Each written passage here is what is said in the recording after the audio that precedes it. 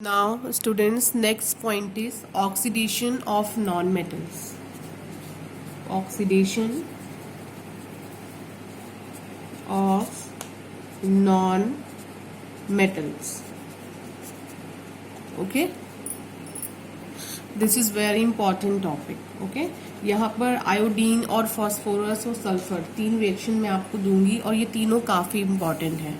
तो ozone non metal से कैसा और कैसे नॉन मेटल को ऑक्सीडाइज करता है ओजोन, ये आपको इस रिएक्शन में देखना है। तो सबसे पहली रिएक्शन मैं आपको दूंगी फॉस्फोरस के साथ P4 plus O3 in the presence of H2O gives out H3PO4 plus O2। हम रिएक्शन को बैलेंस करते हैं। सबसे पहले 10 10 6 and reaction is balance. Okay, reaction हमारी क्या हो गई है, बैलेंस हो गई है। नेक्स्ट हम यही सेम रिएक्शन कराते हैं सल्फर के साथ। तो जो सल्फर किस में ऑक्सीडाइज हो जाएगा, H2SO4 में, जैसे कि फॉस्फोरस किस में ऑक्सीडाइज हो गया था, H3PO4 में। ठीक है, ये क्या है, फॉस्फोरिक एसिड है, ये क्या है, सल्फ्यूरिक एसिड। यानी फॉस्फोरस फॉस्फोरिक एसिड में ऑक्सीडाइज हुआ है, सल्फर सल्फ्यूरिक एसिड में ऑक्सीडाइज हुआ है। तो रिएक्शन देखते हैं। सल्फर रिएक्ट करेगा ओजोन से in the presence of H2O gives out H2SO4 plus oxygen. Reaction हम बैलेंस करते हैं 3 देन 3। ओके, रिएक्शन हमारी बैलेंस हो गई। क्लियर। थर्ड इंपॉर्टेंट रिएक्शन है कि आयोडीन ऑक्सीडाइज होगा आयोडिक एसिड में। Iodic acid formula is HiO3। तो याद रखिएगा, फॉस्फोरस फॉस्फोरिक एसिड में, सल्फर सल्फ्यूरिक एसिड में, आयोडीन आयोडिक एसिड में ऑक्सीडाइज होगा। Reaction is I2 plus ozone in the presence of water gives out HiO3 plus oxygen। Reaction को balance करते हैं 5 5। रिएक्शन हमारी बैलेंस हो गई है। तो ये पहले हमने ऑक्सीडेशन मेटल से किया है, फिर ऑक्सीडेशन नॉन मेटल का हुआ है, उसके बाद ऑक्सीडेशन होगा मेटेलॉइड्स का। Oxidation of metalloids. तो आपको पता है आर्सेनिक, बिस्मथ, एंटीमनी, ये सब क्या है, मेथिलॉइड्स है। तो यहाँ पर जो आर्सेनिक है वो ऑक्सीडाइज होगा आर्सेनिक एसिड में।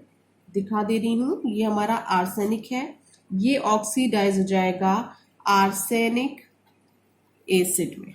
ओके, इसी तरह बिस्मथ भी ऑक्सीडाइज होगा। ठीक है, रिएक्शन देखते हैं। AS plus O3 in the presence of H2O gives out H3AsO4 plus O2। Reaction balance करते हैं 5 2 3 5 एंड 2। ये रिएक्शन हमारी क्या हो गई है, बैलेंस हो गई है। अगर हम रिएक्शन एंटीमनी से कराएं तो आपको पता है एंटीमनी का सिंबल क्या होता है, Sb होता है। तो एंटीमनी किस में कन्वर्ट होगा, ऑक्सीडाइज हो जाता है एंटीमोनिक एसिड में। एंटीमोनिक एसिड में ये सारी रिएक्शंस काफी इंपॉर्टेंट है। तो ये जो H3AsO4 रिलीज हुआ है, ये क्या है, आर्सेनिक एसिड है। ठीक है, अब हम रिएक्शन कराते हैं एंटीमनी से। Sb plus ozone in the presence of water gives out H3SbO4 plus oxygen। और ये H3SbO4 ही हमारा क्या है, एंटीमोनिक एसिड है। ओके बच्चों, अब हम क्या करते हैं, इस रिएक्शन को बैलेंस करते हैं। 2 then 2। ओके, 5 5 3। ये रिएक्शन हमारी क्या हो गई है, बैलेंस हो गई है। ठीक है, अब हम देखते हैं oxidation of several compounds. Oxidation of compounds. Compounds like आपका यहाँ पे अमोनिया है, HCl है, ठीक है, Ki है, आपका लाइक लेड सल्फाइड है, ठीक है, फेरस सल्फेट है, ऐसे छोटे छोटे से कंपाउंड को का ऑक्सीडेशन हमें चेक करना है in the presence of ozone. तो सबसे पहले हम देखते हैं लेड सल्फाइड का, PbS का। तो जब हम PbS का ऑक्सीडेशन करते हैं in the presence of ozone तो हमें मिलता है PbSO4 यानी लेड सल्फेट। तो यहाँ पे लेड सल्फाइड किस में कन्वर्ट हो गया है, लेड सल्फेट में। हम रिएक्शन देते हैं PbS plus O3 gives out PbSO4 plus O2, balance करते हैं 4 and 4, रिएक्शन हमारी क्या हो गई है, बैलेंस हो गई है। नेक्स्ट देखते हैं, इसके बाद हमारे पास फेरस सल्फेट है जो कि किस में ऑक्सीडाइज होगा, फेरिक सल्फेट में। फेरस सल्फेट FeSO4 और ये ऑक्सीडाइज होगा Fe2SO4 होल थ्राइस में। क्लियर, रिएक्शन होगी हमारी, देखिए FeSO4 plus O3 in the presence of H2SO4 gives out Fe2SO4 का whole thrice, okay, plus H2O plus O2। अब हम क्या करते हैं, रिएक्शन को बैलेंस करते हैं 2, यहाँ पे 2 लगा दें, Fe2 है यहाँ पे, रिएक्शन हमारी क्या हो गई है, बैलेंस हो गई है। क्लियर, तो ये एक कंपाउंड FeSO4 को ऑक्सीडाइज करता है। इसके अलावा ये पोटेशियम आयोडाइड यानी Ki को भी ये जो है ऑक्सीडाइज करता है, किसमें, KOH में। क्लियर, देखते हैं रिएक्शन 2Ki प्लस H2O इन, क्योंकि हम ओजोन से ही सारी रिएक्शंस करा रहे हैं, ठीक है, KOH plus I2 plus O2, balance कर दें, ये रिएक्शन हमारी क्या हो गई है, बैलेंस हो गई है। नेक्स्ट हम ले लें कोई भी अदर कंपाउंड, तो यहाँ पर हम हैलोजन एसिड भी ले सकते हैं। हैलोजन एसिड का मतलब समझ रहे हैं, ऐसी एसिड जिसमें हैलोजन फैमिली का मेंबर प्रेजेंट हो। लाइक आपने क्या ले लिया है, HCl ले लिया, आप HI ले सकते हो, HBr ले सकते हो, ओके। तो ये जो हैलोजन एसिड है ये जो है करिस्पॉन्डिंग हैलोजन्स में जो है चेंज हो जाते हैं, यानी कि जिस हैलोजन से बने हुए हैं ये एसिड, ये उसी के हैलोजन में कन्वर्ट हो जाते हैं। अगर यहाँ पर HCl आपने लिया है तो ये Cl2 में कन्वर्ट हो जाएगा। लाइक आपने HBr लिया है तो ये Br2 में कन्वर्ट हो जाएगा। अगर आपने HI लिया हुआ है तो वो I2 में कन्वर्ट हो जाएगा, ठीक है। तो हम रिएक्शन देखते हैं।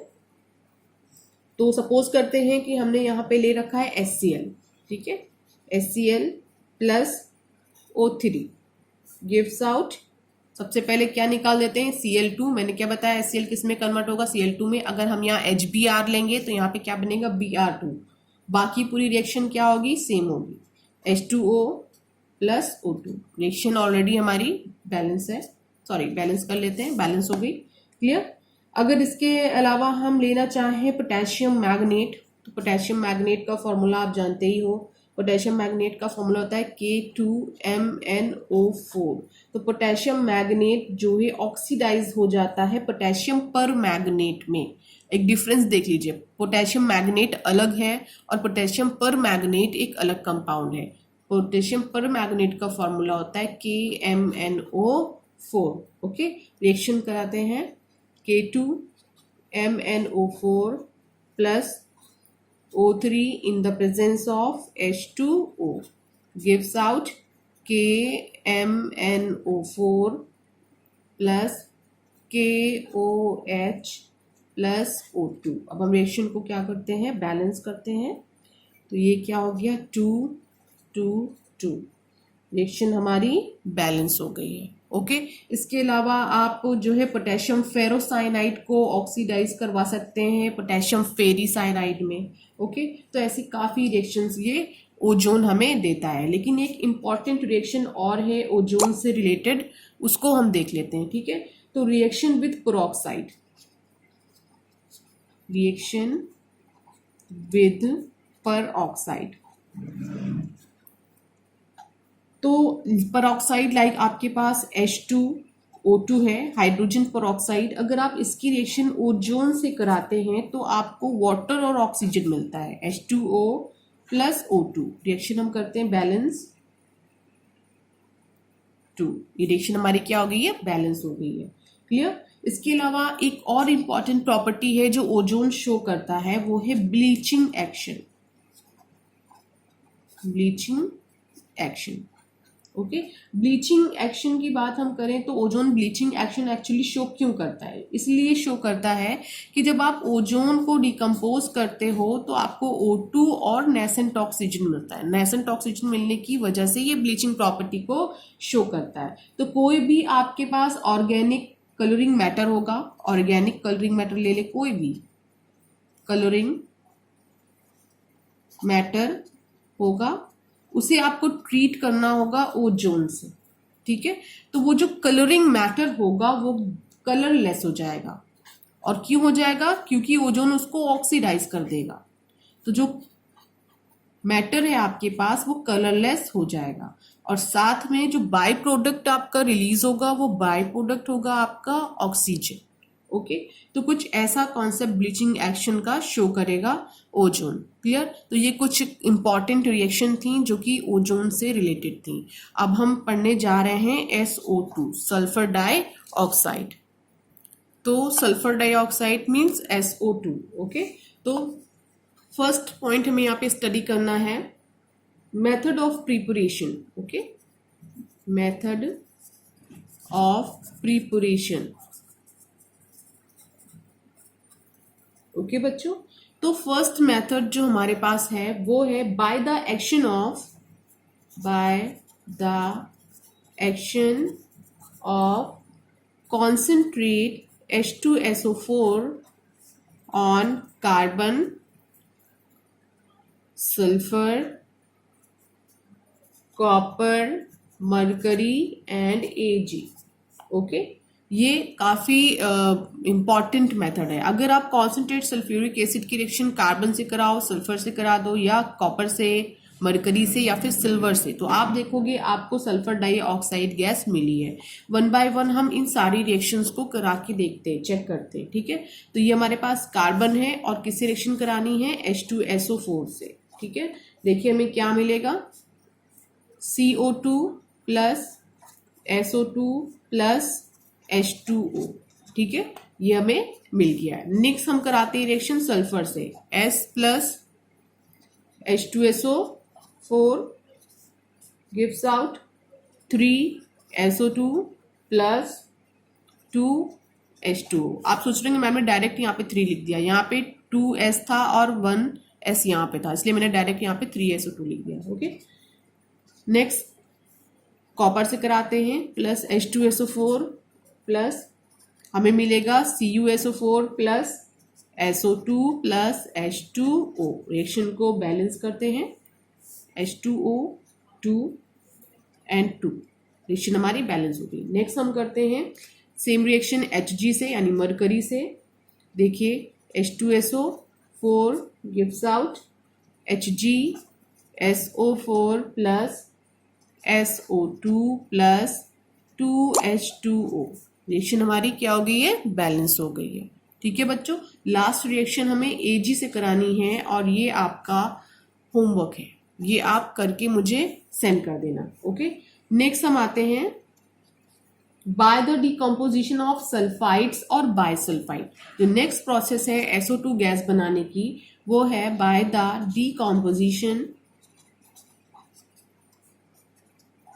Of sulfides, sulfide means SO3 and bisulfides, bisulfide mean HSO3, okay.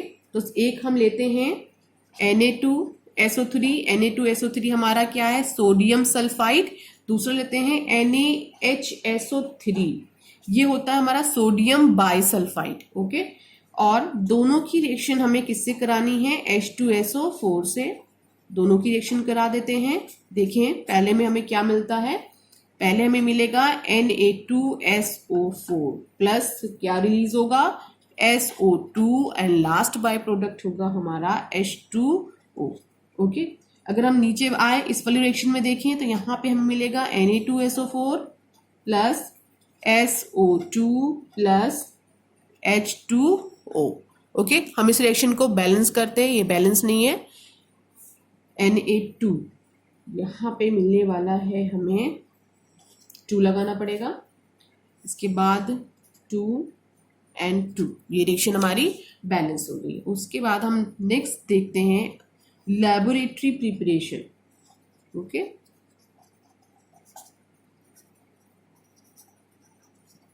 Laboratory preparation में हमारे पास होता है कॉपर टर्निंग्स। कॉपर टर्निंग की रिएक्शन हम करा देते हैं कॉन्सेंट्रेट H2SO4 से, तो हमें मिल जाता है सल्फर डाइऑक्साइड।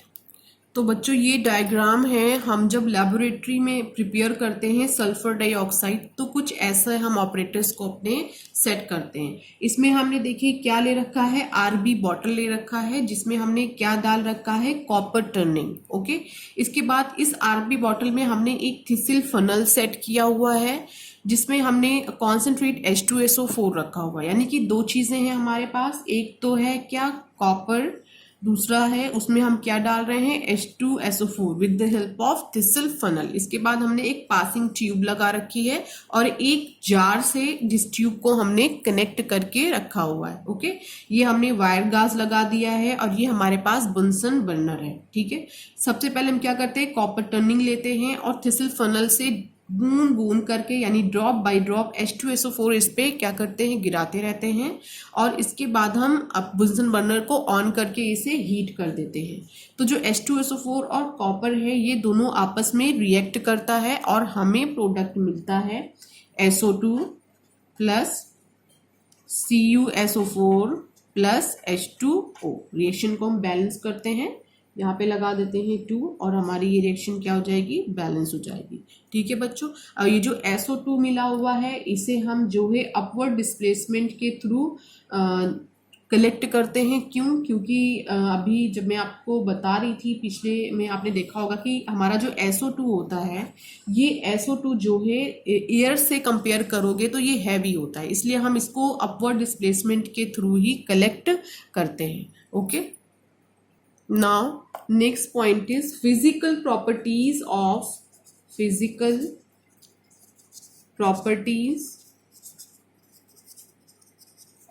SO2। तो सबसे पहले आप जान लीजिए कि सल्फर डाइऑक्साइड हमारी कलरलेस गैस है।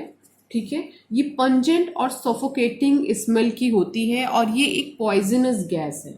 ठीक है, इसको जब आप इनहेल करोगे तो आपको ब्रीदिंग प्रॉब्लम होगी। ठीक है, नेक्स्ट जो बहुत इंपॉर्टेंट पॉइंट है वो ये है, it is 2.2 times heavier than air. Okay, very important point, इसीलिए हमने इसको अपवर्ड डिस्प्लेसमेंट के थ्रू कलेक्ट किया था। Okay, it is very soluble in water, ये गैस जो है वाटर में सॉल्युबल है, वेरी सॉल्युबल इन H2O। और वाटर में यानी SO2 जब H2O में डिसॉल्व होती है तो क्या बनाती है, H2SO3 सल्फ्यूरस एसिड में कन्वर्ट हो जाती है। ठीक है, तो ऐसा वाटर जिसमें SO2 डिसॉल्व होती है तो उसको हम नॉर्मली सल्फर डाइऑक्साइड वाटर के नाम से जानते हैं। ठीक है, नाउ नेक्स्ट हम आते हैं केमिकल प्रॉपर्टीज पे। Okay, chemical properties of SO2। First point है हमारा कंबस्टिबिलिटी।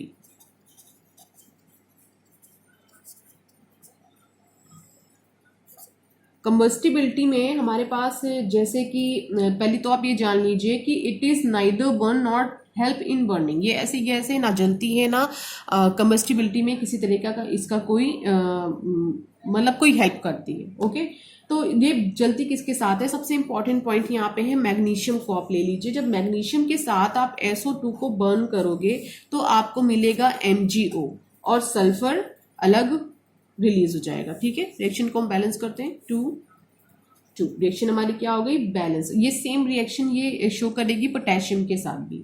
उसके बाद हम चेक करते हैं थर्मल डिसोसिएशन।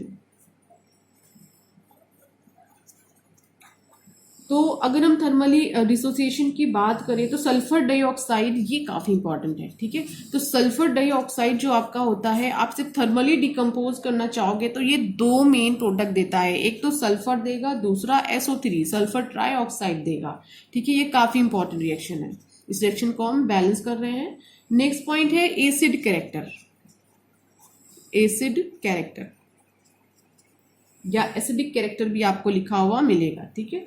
तो एसिडिक कैरेक्टर क्या है, सीधी सी बात है, देखिए सल्फर डाइऑक्साइड जब वाटर में डिसॉल्व हुई तो इसने क्या दे दिया हमें, सल्फ्यूरस एसिड दे दिया। अब सल्फ्यूरस एसिड दे दिया तो ऑब्वियस सी बात है एसिडिक कैरेक्टर को ये क्या करती है, शो करती है। अब हम आते हैं, अब एसिडिक कैरेक्टर को शो करती है तो ये तो आपको समझ में आ ही रहा होगा ना कि इसके अंदर कैपेसिटी है कि ये ब्लू लिटमस को रेड कर देगी, है ना। ब्लू लिटमस को किस में कन्वर्ट कर देगी, रेड कलर में कन्वर्ट कर देगी। ये हर एक एसिड की प्रॉपर्टी होती है, तो वैसे ही एसिडिक कैरेक्टर होने की वजह से सेम प्रॉपर्टी को शो करेगी। अब हम आते हैं इसके एसिडिक कैरेक्टर को जो रिएक्शन जो है कंफर्म करती हैं, हम उन रिएक्शंस को देख लेते हैं, ठीक है। तो reaction with alkali, reaction with alkalis, alkalis तो आप जानते ही होंगे, water soluble bases are called alkali, okay.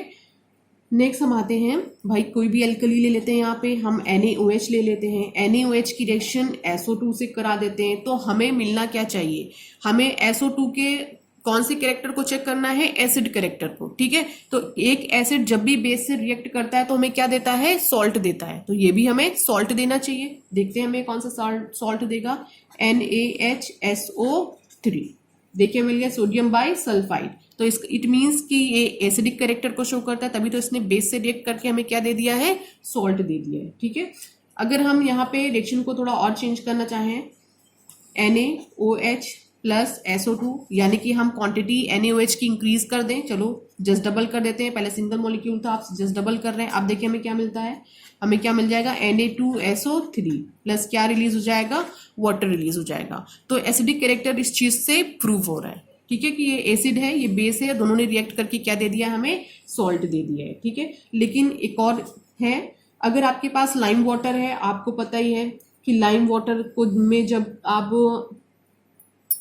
तो ये जो लाइम वाटर होता है, दिख दे रही हूँ फार्मूला, OH का होल ट्वाइस, ओके, CaOH का होल ट्वाइस हमारा लाइम वाटर होता है। जब हम रिएक्शन इसकी SO2 से कराएंगे तो यहाँ पे क्या बन जाएगा, CaSO3 बन जाएगा प्लस H2O, ठीक है। तो लाइम वाटर यहाँ पर क्या हो जाएगा, हल्का सा मिल्की हो जाएगा। मिल्की क्यों हो जाएगा, क्योंकि यहाँ पे क्या बन गया है, कैल्शियम सल्फाइड बन गया, ठीक है।